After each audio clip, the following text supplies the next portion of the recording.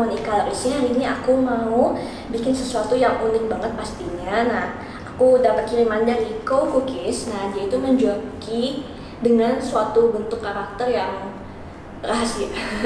Jadi mari kita buka sekarang ya.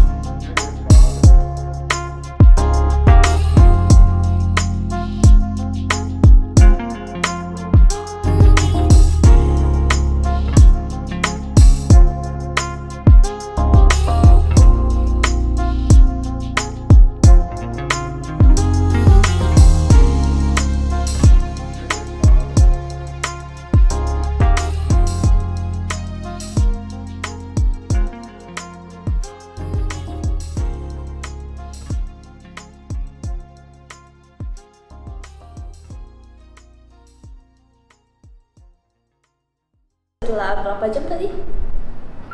3 jam, 4 jam ada, bener-bener lama banget karena aku takut jelek hasilnya. Dan sekarang aku mau review yang satu ya. Nah, dari yang paling bagus, menurut aku yang paling bagus itu si Shuki.